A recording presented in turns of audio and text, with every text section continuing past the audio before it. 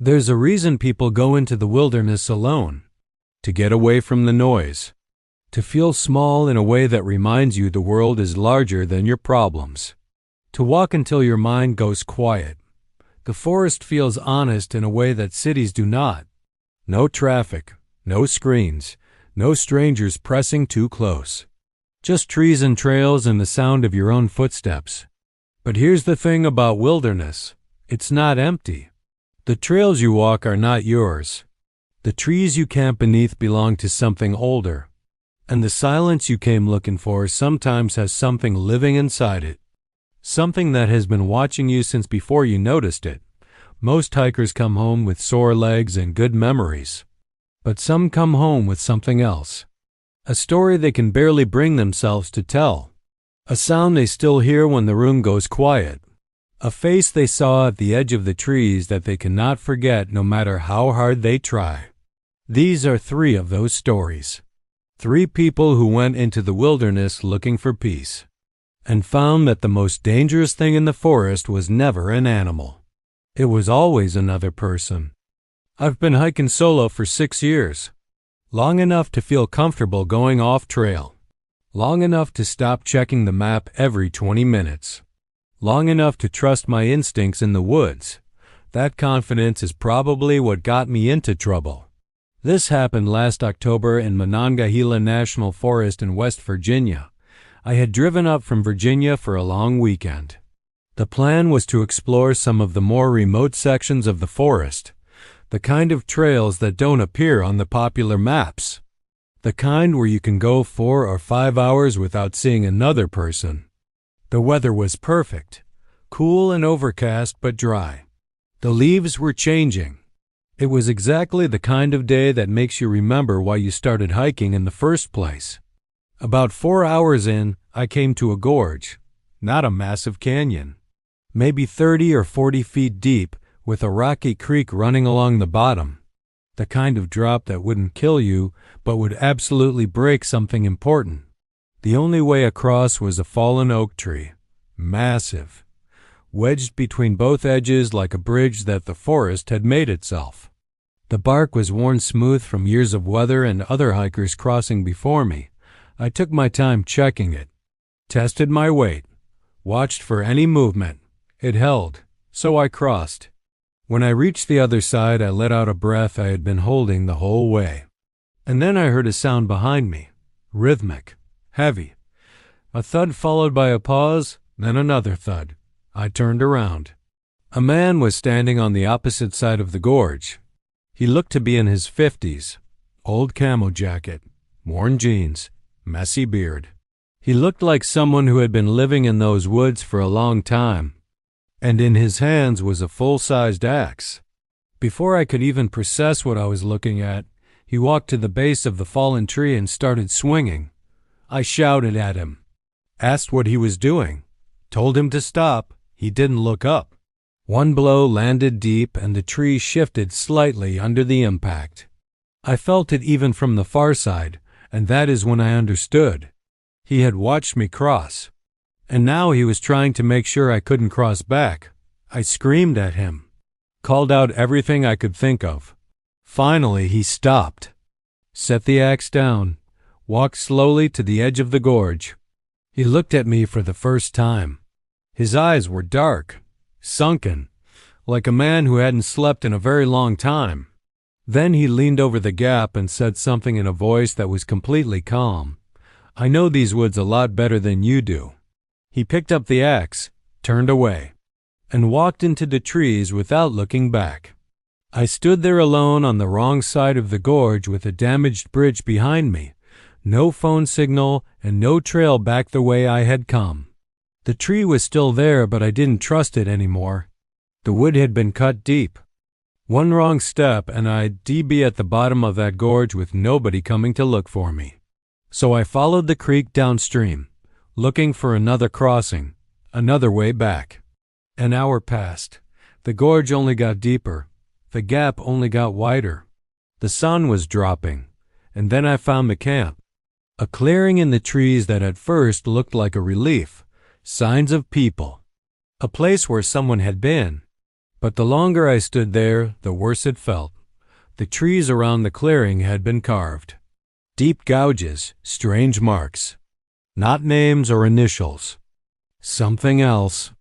There were rusted tools scattered in the dirt, strips of cloth tied to branches at eye level. And on the ground, arranged in deliberate patterns, were animal bones. I turned to leave immediately, and heard footsteps behind me. I turned, nothing, walked faster. Heard it again, turned, a shape disappearing behind a tree. Then another figure, further to my right. They weren't following me.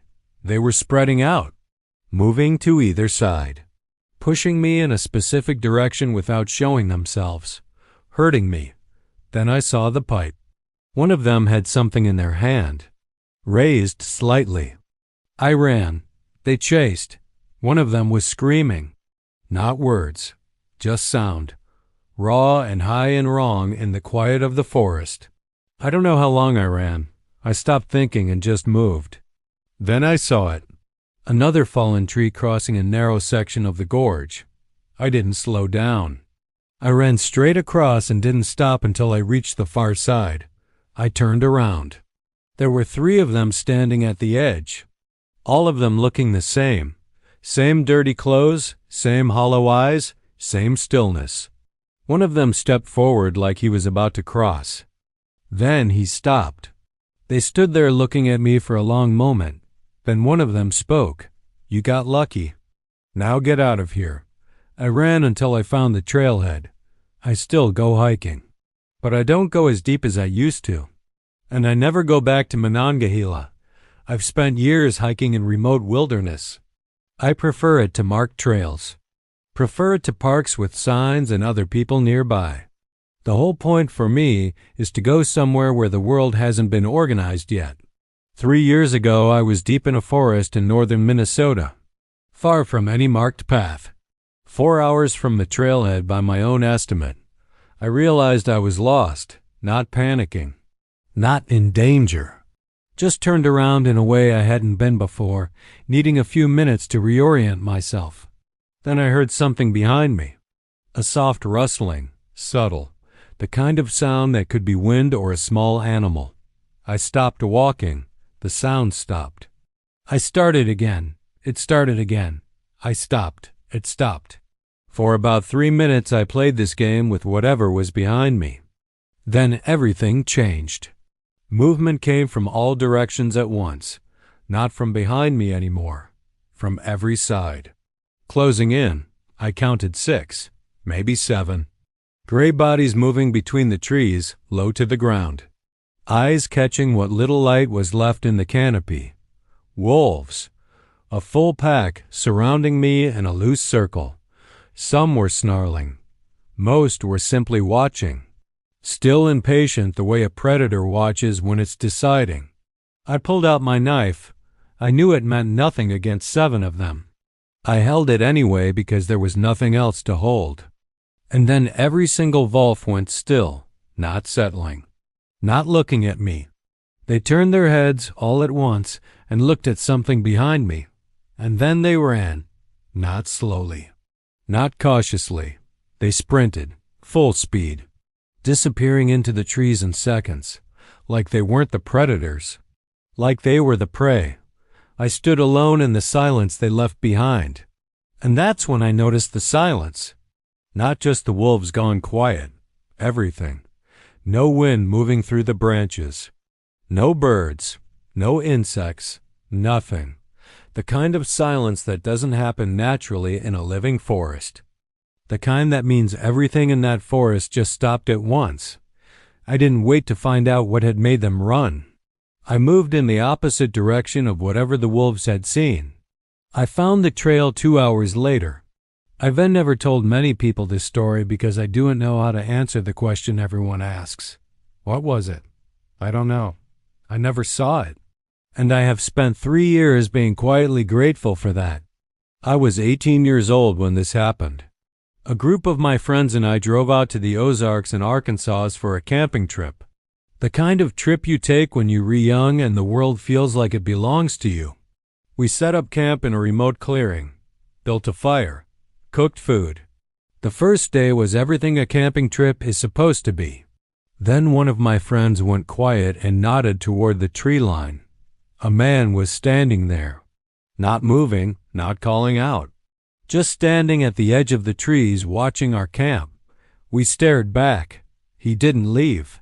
Later that afternoon, one of the girls in the group grabbed my arm and pointed in the opposite direction. There was a woman standing between the trees, unusually tall, still, watching us with the same flat expression as the man from earlier. We shouted at her, told her we were armed. She turned and walked back into the forest without a word. That night we sat around the fire later than usual. None of us wanted to go to sleep first. Then we heard it, laughing, coming from just outside the ring of light cast by the fire, somewhere in the dark between the tents and the trees. We assumed it was one of our friends trying to scare us. Called out his name, no answer.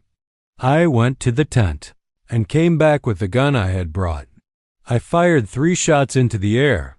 We heard someone running, crashing through the underbrush away from us, moving fast. The second night I woke up needing to use the bathroom and stepped out of my tent alone. The man was back, standing in the dark at the edge of the clearing. This time he had a machete, and this time he was running toward me. I fired. He went down screaming. We packed everything in minutes. Didn't stop to check on him. Didn't think about anything except getting to the cars, which were 3 miles down the trail. We ran those 3 miles in the dark. We never reported it. We never went back. I don't know what those people wanted. I don't know if they were living out there or if they had been watching the trail for campers. All I know is that we got into those cars and drove and didn't stop until the city was around us again. For all I know, they are still out there, watching the tree line, waiting for the next fire to appear. 3 forests. 3 sets of people who went looking for quiet and found something they were not ready for. There is something the wilderness does to you that cities do not. It removes the noise that usually keeps you from thinking too hard. And in that silence, every sound becomes significant. Every shape between the trees demands your attention. Every footstep behind you on an empty trail raises a question you didn't want to be asking. Is something there? The answer, most of the time, is no. But sometimes it is yes. And the thing that is, there is not an animal following instinct. It is a person. With a plan, with time, with knowledge of that particular piece of wilderness that you will never have. The Axeman knew those woods better than the hiker. Whatever moved through that Minnesota forest made a full pack of wolves decide that running was the only reasonable option. The people watching from the trees in the Ozarks had been there long before those friends arrived. And they would be there after. You can't outrun that kind of knowledge. The only thing you can do is what those hikers did. Get out. Get to the road. Get to the light. And next time you step off the marked trail into the deep woods, remember one thing.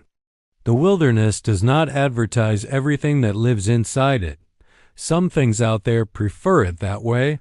Stay safe. And stay on the trail. And those were 3 disturbing hiking and camping horror stories. If you enjoyed the video, make sure to like the video and subscribe to Unsolved Darkness for more creepy stories every week. Because sometimes the scariest places on Earth are the ones far away from civilization. Good night.